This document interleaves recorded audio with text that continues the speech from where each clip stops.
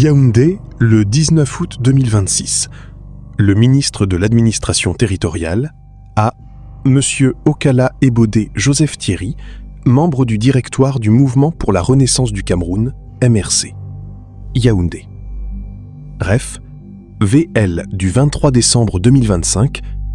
Objet, contestation du procès-verbal de la convention extraordinaire du MRC du 21 décembre 2025. Monsieur, en accusant réception de votre correspondance, dont la référence et l'objet sont repris en marge, j'ai l'honneur de vous faire connaître qu'en vertu des dispositions légales en vigueur, notamment l'article 3 alinéa 2 de la loi numéro 90/055 du 19 décembre 1990 portant régime des réunions et manifestations publiques, le MINAT n'a pas jugé opportun de prendre acte des travaux de la convention extraordinaire du MRC du 21 décembre 2025. Veuillez croire, monsieur, en l'assurance de ma parfaite considération. Signé Paul Atanganji, ministre de l'administration territoriale.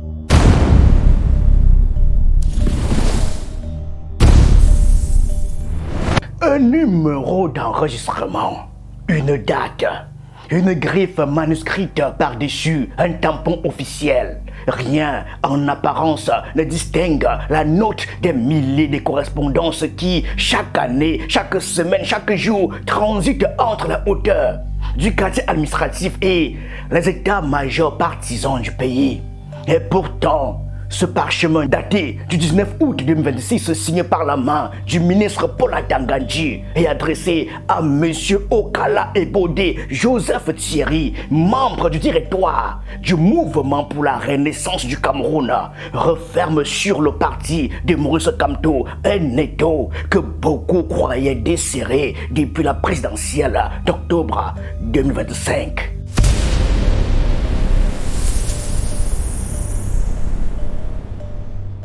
Le contenu tient en une phrase sèche comme un couperet administratif. Le MINAT, écrit le ministre, n'a pas jugé opportun de prendre acte des travaux de la convention extraordinaire du MRC du 21 décembre 2025. Pour habiller ce refus d'un vernis juridique, l'administration territoriale invoque l'article 3 alinéa 2 de la loi numéro 90/055 du 19 décembre 1990 portant régime des réunions et manifestations publiques. Un texte pensé pour encadrer les rassemblements de rue que l'on convoque ici pour disqualifier une assemblée statutaire tenue par visioconférence. L'incongruité juridique n'est pas un détail, elle est en réalité tout le message. Quand l'État choisit un texte qui ne colle pas exactement à la situation pour justifier une décision, c'est souvent qu'il tient moins à convaincre qu'à peser. Car cette note ne tombe pas du ciel par hasard. Elle répond 8 mois plus tard à un courrier daté du 23 décembre 2025, soit 2 jours à peine après la fameuse convention. Son auteur, Joseph Thierry Okala Ebodé, n'est pas un inconnu du sérail. Co-fondateur du MRC, il en a été exclu le 7 novembre 2025 par le Comité national de médiation et d'arbitrage sous le chef d'accusation de haute trahison après avoir publiquement affirmé que Maurice Kamto et Alain Foguet auraient été à l'origine du parti des hommes de la France. Détail que plusieurs observateurs n'ont pas manqué de relever. Dans sa note du 19 août, le ministre ne le qualifie à aucun moment d'ancien membre ou d'ex-militant du MRC, mais bien de membre du directoire en exercice, comme si l'administration territoriale tenait pour non avenu l'exclusion prononcée 8 mois plus tôt par les instances même du parti. Homme de dossier plus que de tribune, il avait déjà obtenu, quelques semaines avant la convention du 21 décembre, l'interdiction par un sous-préfet de celle initialement programmée pour le 29 novembre. Motif invoqué, risque de trouble à l'ordre public, sur la foi d'une lettre d'alerte qu'il avait lui-même adressée à l'administration. L'homme qui aujourd'hui obtient du MINAT ce silence retentissant est donc le même qui 8 mois plus tôt avait déjà fait plier une convention du MRC. La coïncidence a la texture d'une habitude.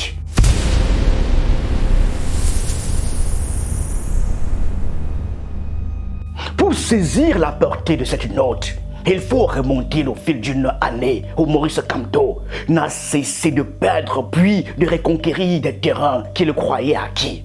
En juin 2025, il démissionne du MRC pour rallier le Manidem d'Anissé Kané dans l'espoir de contourner les verrous qui, depuis des mois, obstruaient sa route vers la présidentielle du 12 octobre.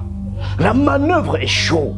Sa candidature est rejetée par Elekam, puis le Conseil constitutionnel confirme le 5 août 2025 qu'il restera hors course. Premier uppercut. Le directoire du MRC réuni en session ordinaire du 21 juillet 2025 décide alors que cette démission n'a jamais créé de vacances statutaires, faute d'avoir été constatée à la majorité des 4/5 de ses membres. Mamadou Mota assure alors l'intérim, dépose le procès verbal correspondant du MINAT dès le 22 juillet et le Conseil national du 6 septembre entérine le retour annoncé de Kamto. Le 7 octobre, sa réintégration est officiellement approuvée. Restait alors à organiser la cérémonie du sacre.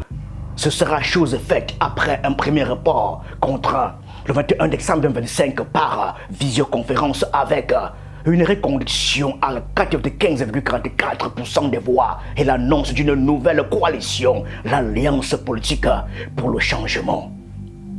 C'est précisément cette convention que le MINAT refuse aujourd'hui de reconnaître. Or, entre ne pas prendre acte d'un acte et l'annuler, la nuance est juridiquement réelle mais politiquement mince. En droit camerounais, l'administration territoriale n'a pas vocation à valider les délibérations internes d'un parti déjà légalement constitué. Son silence, à la limite, ne devrait rien changer à la vie du MRC. Mais dans un pays où les listes des candidats au scrutin se déposent précisément sous le regard de cette même administration, le doute s'émet aujourd'hui est une hypothèque qui pourrait se révéler payable avec intérêt à l'heure des élections législatives et municipales 2027. Un ancien militant, Armand Notar II, l'a d'ailleurs formulé sans détour sur les réseaux sociaux avertissant que Kamto n'était pas, selon lui, membre fondateur du MRC et que des candidatures pourraient un jour être légalement rejetées sans que la responsabilité en incombe ni au MINAT, ni à Elekam, ni au Conseil constitutionnel. La formule sonne comme un mode d'emploi anticipé. Le même Armand Noutak II pousse d'ailleurs l'analyse plus loin en s'appuyant justement sur ce titre de membre du directoire que le MINAT a maintenu à Okala Ebodé, à ses yeux, en refusant de reconnaître à la fois l'exclusion de son destinataire et les travaux de la convention du 21 décembre.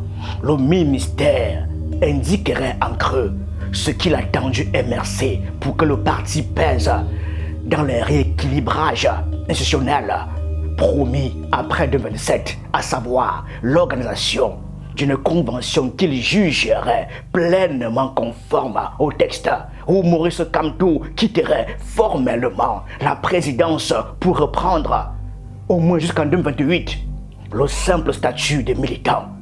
L'hypothèse reste une lecture parmi tant d'autres, mais elle donne du relief à une phrase administrative qui, en apparence, n'en avait aucun.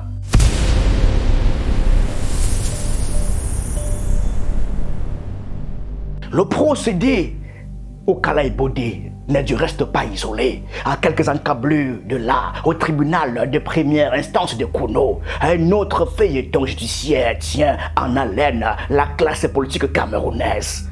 Willy Mengue, figure médiatique du parti, exclu définitivement le 29 juin 2026 pour trahison et insubordination après avoir théorisé l'existence de deux MRC, l'un original et l'autre qui le qualifie de version in vitro, confisque par la direction actuelle, a saisi la justice aux côtés de Lord Nugent et de Sébastien Bala Vouria II.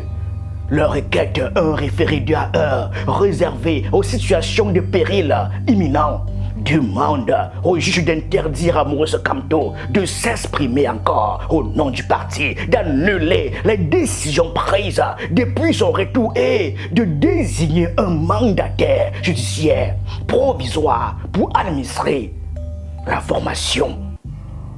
L'affaire a connu renvoi sur renvoi, débat clos le 4 août, décision d'abord annoncée pour le 11 août, puis reportée par le tribunal lui-même au 25 août 2026 pour les mêmes fins. L'affaire doit donc revenir devant le tribunal le 1er septembre 2026 à 12h dans l'attente des réquisitions du ministère public.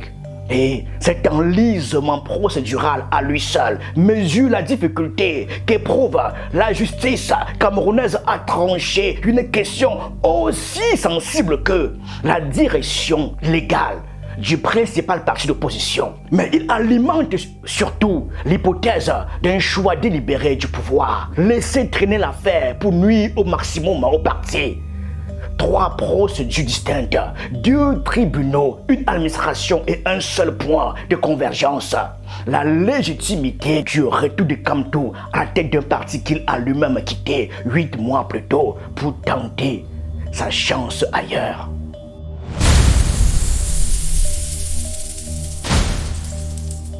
Ce qui se dessine derrière ces textes, des lois savamment choisies, et ces référés 2 à 1 ressemblent, moi, à une guerre frontale, qu'à un art consommé de l'épuisement. Le MRC, depuis le boycott des élections locales de 2020, a fait de la ruse sa doctrine de survie face à un pouvoir qui, disent nombre d'observateurs, n'a jamais renoncé à neutraliser son adversaire le plus constant.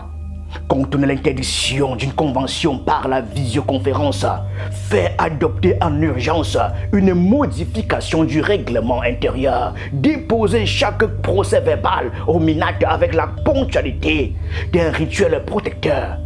Autant de parades face à des pièges dont le mécanisme, à chaque cycle électoral, se réinvente. Mais la parade a ses limites lorsque l'adversaire ne se contente plus de frapper de l'extérieur et que la contestation surgit désormais depuis l'intérieur même de la maison, portée par des cofondateurs et des cadres qui, hier encore, siégeaient au directoire. Maurice Kamto est-il alors politiquement mort, comme le laisse entendre la question qui circule depuis cette note? L'histoire camerounaise récente incline à la prudence face à ce genre de verdict prématuré. L'homme a déjà survécu en 2018 puis en 2019 à des scénarios que ses adversaires jugeaient définitifs. Ce qui change cette fois, c'est la nature du combat. Il ne se joue plus seulement au sein du ministère de l'administration territoriale. Entre l'appareil d'État et un parti d'opposition, il se joue aussi dans les prétoires de Kouno et du Fundi, entre anciens compagnons de route devenus adversaires jurés. Le MRC, fort de sa légitimité électorale historique, doit désormais prouver qu'il tient encore debout sur ses 2 jambes, l'une administrative, l'autre judiciaire, pendant qu'une partie de ses propres militants s'emploie à les lui couper. Reste à savoir, à l'approche des scrutins de 2027, si cette note du MINAT restera un simple silence sur un procès verbal, ou si elle deviendra, le moment venu, l'arme discrète d'une disqualification annoncée. Merci.